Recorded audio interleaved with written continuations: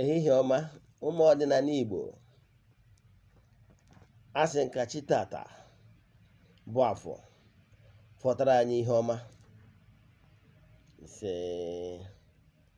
Asị na kakaka ya ama anyị jiji ya ama anyị. Onye sị na ihe anyị na-eme ama enwe isi, si were isi ya tinye ka o wee nwee isi. Asị na anyị ga-egbu n'ihu bute mma, gbuo n'azụ bute mma, gbuo n'aka nri bute mma, gbuo n'aka ebe bute mma. Onye chụwa anyị daa. Onye sị na akwụ anyị amacha mpam anyị abịa na nke ya. Onye fụrụ nwa anyị ịdọta nwa ya nwụrụ anwụ ọzọ ya nkwa. Ụmụ Igbo ekene m ụnụ. Aka m bụkwa onye nke gị, Ugochi Tubelu Oraifite. Abụ nwa Adama anyị na-akpụ alụ. Abụ m onye mgbasa ozi ọdịnala Igbo. Bụrụkwa onye na-agba afa na dibịa nke ọma. Gịnị ka m ji maka ya bịa n'ụbọchị taa? Abịara nka nkụzie gwa ọtụtụ ụmụ Igbo ife ha mara.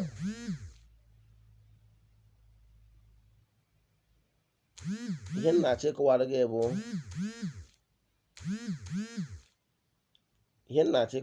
bụ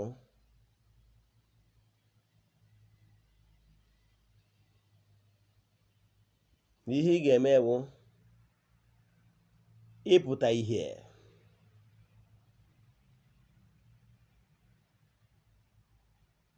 ka ide ude ka ịpụta ihe.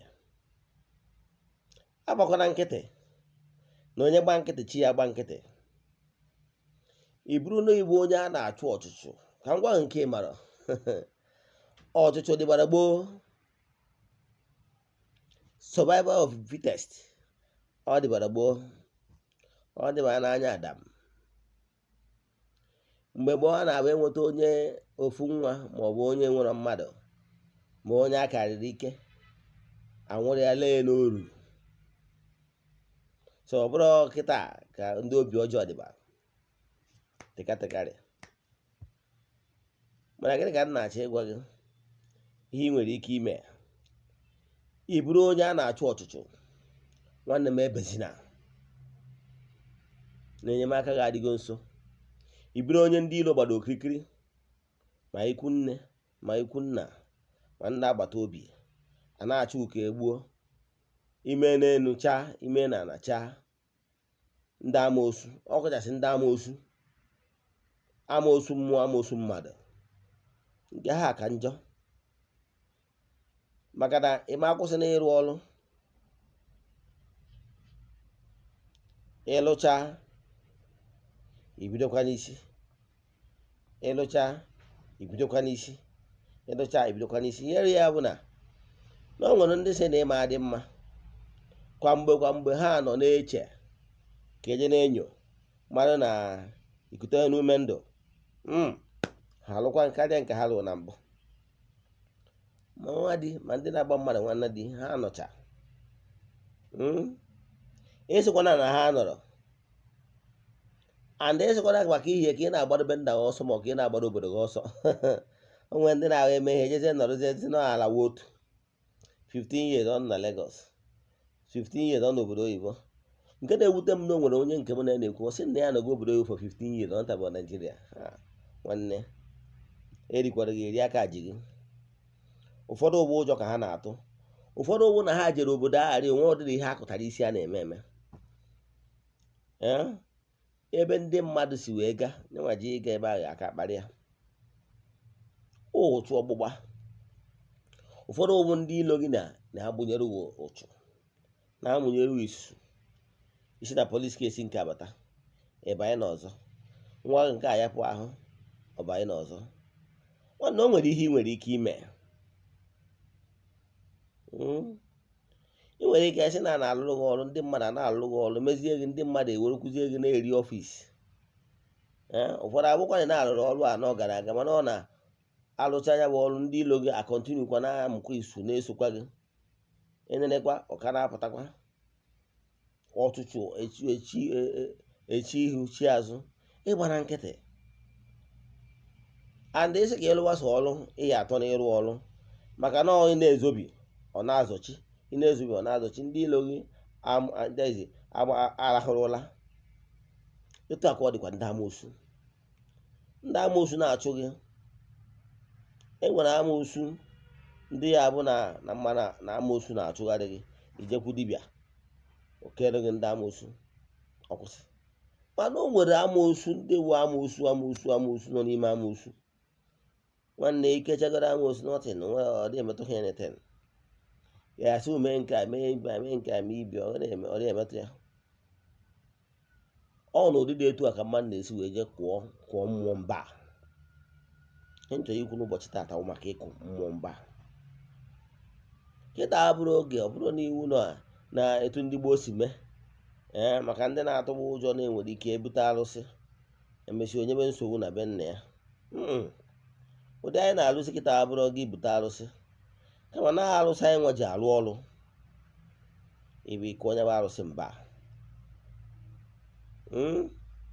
Ọ bụ ndị amoosu na-achụ gị, ọ bụ ọchụchụ mmadụ, ọ bụ amoosu mmadụ.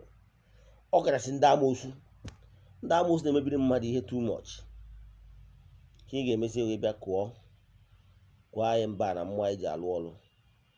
Onye si ihe ka ọ bụrụ gị na ya, ndị mmụọ anyị ji alụ ọrụ, arụsị anyị ji alụ ọrụ achụgbu onye ahụ. Ịmaka na enwere ike ije lụọ ọrụ, nwere ike bụrụ onye na-atụ ọrụ, ma ọ bụ onye na-eme biznes ọbụla, ma onye na-eme biznes ike.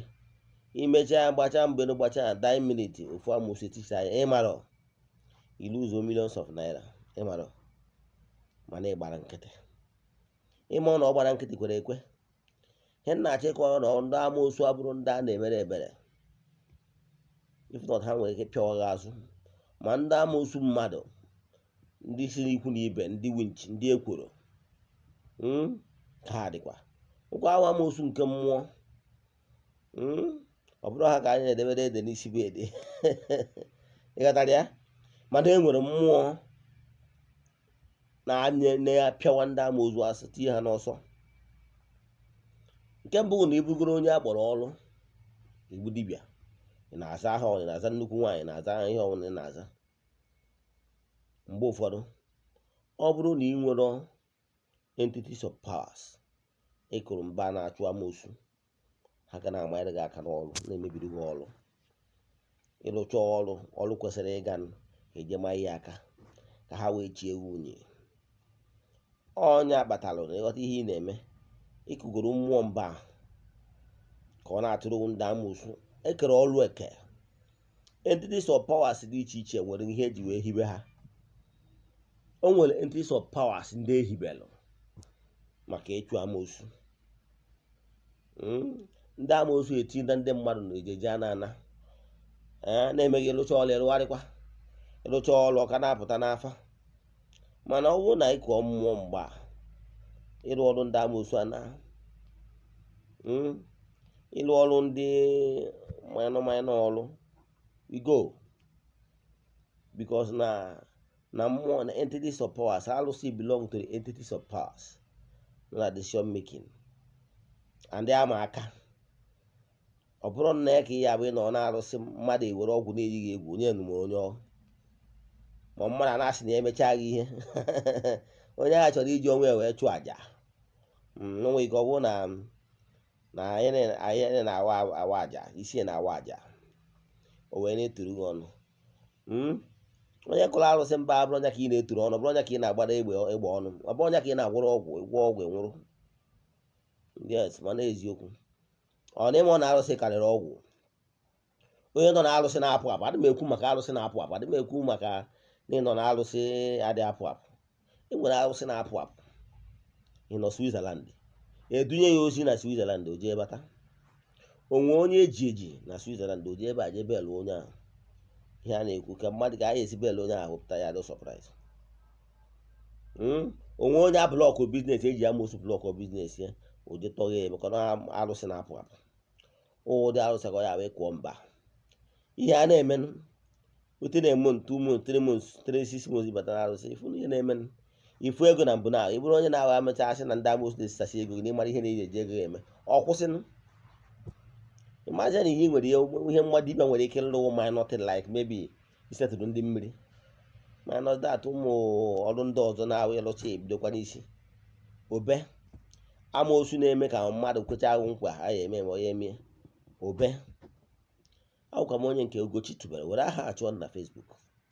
Nwekwa ozi ị ga-ma ọ ajụ ị ga-ajụ gbasara ọdịnala Igbo, ma ọ bụ ihe aka ị chọrọ ka e nyere gị na ihe na-apịawaghị azụ na ihe mgbe ị na-enwe, ma ọ bụ mmekpa ahụ ndị amoosu.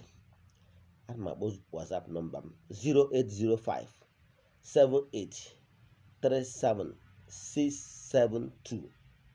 Ugochi tubelu Oraifite. Igbo makanụ, anyị ga-ede ude, anyị ga-apụta ihe, anyị ga-ejere obodo na-arụ obodo. Ekwuru m na New Year meseji m na arọ 2021 bụ arọ bute arọ mbute ike maka ndị ma ihe a na-alụ. Agazie.